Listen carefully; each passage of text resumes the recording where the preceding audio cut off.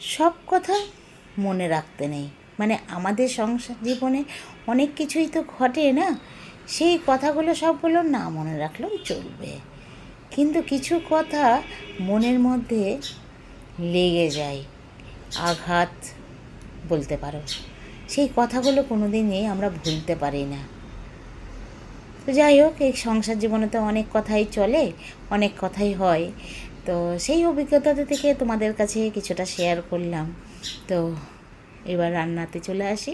কী কী রান্না করেছি, বিশেষ কিছু রান্না তো করিনি, করতেও পারিনি।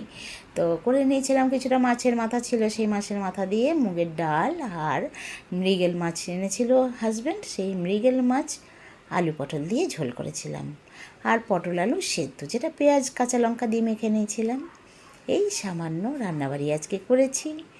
তো ভালো লাগলে একটু ছোট্ট কমেন্ট করে রেখেও।